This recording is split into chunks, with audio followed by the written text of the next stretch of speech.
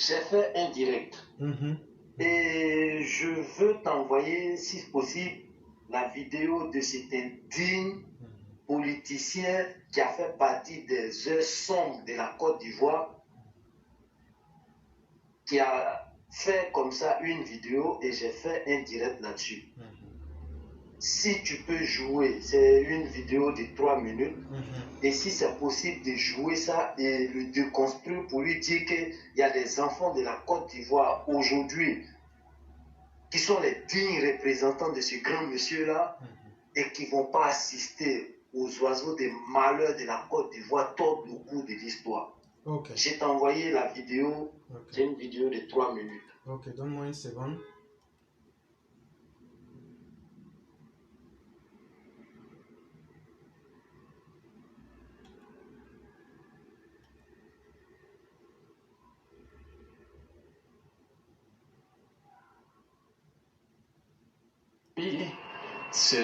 J'aimerais revenir sur ses propos tenus à Yamoussoukro. Il dit qu'il regrette de n'avoir pas pu faire le transfert de la capitale conformément à ses engagements de s'installer à Yamoussoukro dès l'obtention du pouvoir, qu'il n'a pas pu le faire. Justification, je ne m'attendais pas à ce que j'ai trouvé. La situation de la Côte d'Ivoire était catastrophique à tel point que je n'ai pas jugé utile et prioritaire le transfert de la capitale. Mais maintenant, je vais le faire. Tenez une centaine de kilomètres de goudron et puis entre 2021 et 2025, je vais m'occuper de Yamoussoukro. Il prolonge plus tard ailleurs en disant j'ai un bilan positif, j'ai mieux fait que tous les chefs d'État de ce pays, mais bon. Ce qui est gênant dans ce qu'il a dit, c'est qu'il dit qu'il ne savait pas que la situation générale de la Côte d'Ivoire était catastrophique lorsqu'il arrivait au pouvoir. Ça, c'est par contre étonnant, parce qu'il était quand même à la BCEAO, il était quand même au Fonds monétaire international, Monsieur Afrique, avant d'être directeur général adjoint, il était quand même Premier ministre de Côte d'Ivoire, et lui, de ses points d'observation, il ne savait pas quelle était la situation réelle de la Côte d'Ivoire. Il était à la BCEAO quand la Côte d'Ivoire s'endettait, se surendettait, quand la Côte d'Ivoire est tombée dans la conjoncture, on disait, quand la Côte d'Ivoire a commencé à appliquer le programme d'ajustement structurel. Il était le monsieur Afrique du Fonds monétaire international. Donc, il se vante d'ailleurs d'avoir appliqué ces programmes-là dans tous les pays africains, mais il ne savait pas que la situation de la Côte d'Ivoire était comme ça. Ces programmes d'ajustement structurel ont tué l'école, ont tué la santé, ont tué les infrastructures, ont tué l'habitat en Côte d'Ivoire, ont créé du chômage. Et ça, lui, il dit qu'il ne le savait pas. Alors que c'est écrit dans les rapports officiels, les dégâts causés du FMI, les dégâts causés par ces politiques économiques qu'il ne savait pas. Et la Côte d'Ivoire était une nation relativement paisible. Il arrive en 90 comme Premier ministre, il ne se souvient pas que c'est lui qui a introduit la carte de séjour en Côte d'Ivoire au prétexte qu'il y avait trop d'étrangers en Côte d'Ivoire qui profitaient des services publics ivoiriens et qui ne payaient pas pour cela. Il s'attendait à obtenir 8 milliards de francs CFA lorsque la candidature du président Oufoué l'a conduit à suspendre momentanément la carte de séjour pour fabriquer de fausses cartes d'identité jaunes à l'époque, distribuées à tous ceux qui étaient sur les listes électorales du parti unique pour qu'en 90, ils puissent revoter pour Houphouët-Boigny. Il a réussi. Sauf qu'après, pour chercher les 8 milliards, il a ressorti les policiers dans la rue, leur demandant de retirer toutes les cartes d'identité qui avaient été préparées pour les élections et qui étaient numérotées. Et ces cartes d'identité, à leur retrait, ont fait un choc psychologique violent parce que les policiers allaient devant les mosquées, les policiers arrêtaient tous ceux qui étaient en ville, en boubou ou quoi, qui ressemblaient à des citoyens maliens, sénégalais, burkinabés et autres. Et ça crée un choc qui a entraîné l'ivoirité, qui a entraîné l'accusation de xénophobie de la Côte d'Ivoire. Mais c'est lui, Ouattara, avant lui, il n'y avait pas de carte de séjour. Et il dit que briser la cohésion sociale, il ne savait pas que ça avait eu des conséquences catastrophiques sur l'économie ivoirienne. Mais non, voyons, il ne peut pas dire ça. Et il était Premier ministre quand il a fait ça. Il était Premier ministre quand il a commencé à casser la structure de l'économie nationale. Et s'il avait laissé le président Bédié gouverner tranquillement dans les années 90, peut-être que la situation n'aurait pas été catastrophique. S'il avait laissé le président Gbagbo gouverner tranquillement, peut-être que la situation n'aurait pas été catastrophique. Mais à l'un et à l'autre, il a dit, ce sont des régimes pourris, quand je vais frapper, ils vont tomber comme des fruits mûrs, quand je vais frapper. Mais il a frappé effectivement chacun de ces régimes qui n'ont pas pu travailler. Et avec le président Gbagbo, il est allé jusqu'à monter cette rébellion. On me dira, oui, mais c'est pas lui, c'est Soro, c'est ça. Mais écoutez les jeunes gens, soyons sérieux, arrêtons l'hypocrisie. C'est lui qui a organisé avec le soutien de Jacques Chirac, avec le soutien de Sarkozy et autres. Ils ont monté cela et pour imposer une rébellion à la Côte d'Ivoire qui a détruit le nord de la Côte d'Ivoire, qui a appauvri les paysans ivoiriens, qui a fait des déplacés de guerre, qui a fait que pendant 10 ans, on n'a pas touché les infrastructures, on n'a pas touché l'école, on n'a pas touché la santé. Tout était dédié à une et une seule chose, des audiences foraines, faire des cartes d'identité. C'est encore alors qu'ils devaient raser les murs. Même ces enfants devraient raser partie de la Côte d'Ivoire qui est la ville d'Azaguié. Mais malheureusement, il a trahi la confiance de cette population-là. Des gens à qui il devait faire honneur parce qu'il n'était pas le seul candidat à Azaguié, mais juste pour ses intérêts personnels, à cause des rentes viagères. Il a préféré les abandonner, trahir leur confiance. Et lui, il veut faire partie de ceux qui veulent diriger la Côte d'Ivoire.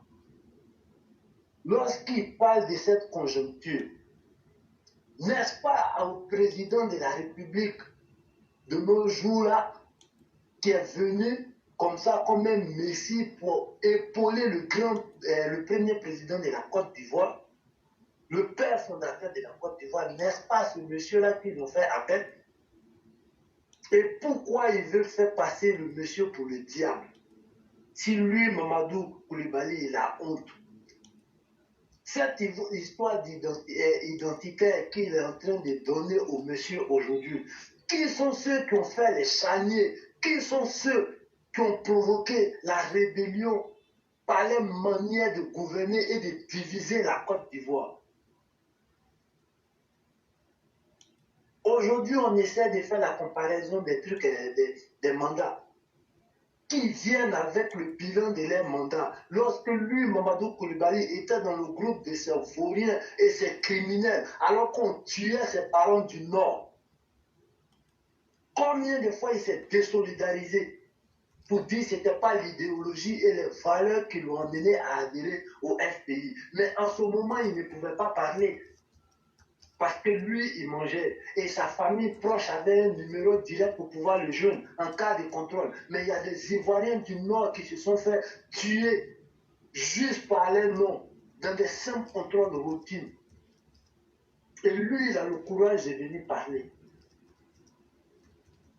Le coup d'État qui a chassé Bédié, lui, il peut dire que c'est le président qui a provoqué ce coup d'État-là, alors que c'est des jeunes qui étaient allés représenter la Côte d'Ivoire dignement en Centrafrique. Et les salaires même ne venaient même pas du budget de la Côte d'Ivoire parce que ça venait de l'ONU. Comme aujourd'hui, les Ivoiriens sont en train de représenter la Côte d'Ivoire dignement au Mali avec la MINUSMA. Et il y a un vaurien qui a préféré bloquer les primes au lieu de leur donner même des primes parce qu'ils ont représenté la Côte d'Ivoire dignement dans le temps en Centrafrique. Et lui, il va venir dire que c'est ce président-là qui a encore manipulé ces jeunes-là pour provoquer le coup d'État, alors que même Thomas Fonoko est allé voir le président pour dire hey, j'ai les jeunes-là parce que c'est des gens qui ont des armes. Qu'est-ce que Bédié les a dit? Laissez-les, c'est des enfants, c'est des vauriens, ils vont se calmer. Et lui, il peut venir tordre le coup de l'histoire pour dire que c'est ce président-là qui a provoqué ça. Et la rébellion, lui qui dit que c'est le président de la République, n'est-ce pas son chef de groupe, Laurent Gbagbo, qui a dit qu'il allait démontrer à la face du monde que le président était le père de la rébellion dans les débats? Qu'est-ce que Gbagbo nous a montré dans ce débat-là, où il a pris un chaos? étant debout. À un moment donné, il faut que le service de communication de ce grand monsieur-là arrive à relever ces défis-là, mettre ces oiseaux de mauvais plumage-là à leur place et leur demander de se taire. C'est des gens qui doivent raser les murs en Côte d'Ivoire. Le monsieur est venu trouver un chantier en lambeaux et qui a pris le chantier à bras le corps, quitte à s'attarder sur les trucs, les déchets qu'ils ont laissés en Côte d'Ivoire, qui a fait que le projet du monsieur même n'a pas pu décoller comme il devait, parce qu'il est en train de perdre du temps sur les déchets qu'eux ils ont laissés. Et ceux-là encore osent parler. Mamadou Koulibaly, toi, tu peux faire campagne présidentielle à Azaguié. Si tu as vraiment honte, si tu as vraiment une dignité, toi, tu peux faire campagne présidentielle, ne serait-ce qu'à Azaguié, pour demander aux gens de te faire confiance encore, alors que tu les as trahis. Des gens qui espéraient voir des projets comme de la manière Bitogo à transformer Koumassi. C'est ces espoirs-là qui les ont amenés à te faire confiance, pensant que tu pouvais apporter ce changement-là aussi à Zaguié. Même tes enfants doivent raser le mur parce que tu as fait la honte de ta famille. Et toi, tu demandes encore aux Ivoiriens de te faire confiance. Si tu as trahi à Zaguié, qu'est-ce qui prouve qu'en cas d'intérêt personnel, tu ne vas même pas trahir, tu ne vas pas trahir aussi la Côte d'Ivoire? Si pour simplement de viager, tu as trahi la confiance de ce peuple, qu'est-ce qu'on doit te proposer demain pour que tu vendes la Côte d'Ivoire? Et tu as été conseillé auprès de cette jeune au Mali là. Quel est le changement que tu as pu apporter par rapport à ton expérience en tant qu'ancien gouverneur aussi de la Côte d'Ivoire?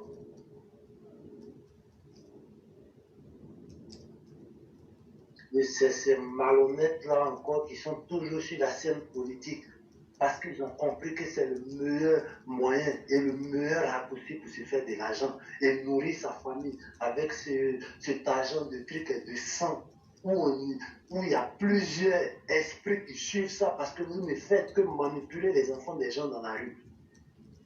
En votre temps, on a vu comment vous avez utilisé les étudiants, comment l'université était transformée avec vos amis professeurs à la con qui ont préféré enseigner les enfants des autres dans d'autres pays que de partager les savoirs avec la jeunesse que vous avez utilisée. Quand est-ce que tu t'es désolidarisé de ça? Quand est-ce que tu as dénoncé, tu t'es divisé? Et c'est pour cela qu'on vaurien des trucs de chefs là, dans le temps, a accepté d'apporter des déchets toxiques en Côte d'Ivoire. Quand est-ce que tu as dénoncé ça? Quand est-ce que tu as critiqué ça? Ça a provoqué combien de morts? Ça a donné combien d'infections aux Ivoiriens? N'est-ce pas en votre temps que l'épidémie de trucs et fièvre typhoïde, les Ivoiriens ont connu ça? Quand est-ce qu'on a connu l'épidémie de fièvre typhoïde? N'est-ce pas en votre temps? Toi, tu vas venir parler de santé aujourd'hui. Ton vaurien qu'on mettait au dos, même pour aller dans son propre village, qu'on mettait parfois au dos. Aujourd'hui, là, il arrive à pisser, il arrive à faire escale pour pisser sur la route. Parce qu'il sait qu'il ne sera pas en retard, parce qu'il sait qu'ils ne vont pas le mettre au dos. Et c'est ceux-là qui osent parler encore publiquement pour critiquer ce grand monsieur-là. Vous faites honte.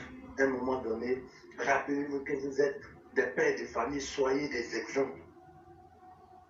Et si vous n'échangez pas, je crains que ceux-mêmes qui sont peut-être vos enfants, qui doivent être des sources d'inspiration, on va toujours avoir ces oiseaux de malheur-là, toujours dans nos rangs. Voici ce que je pouvais apporter. Désolé si j'ai été un peu long parce que je sais que pas mal de personnes ont intervenu. Ok.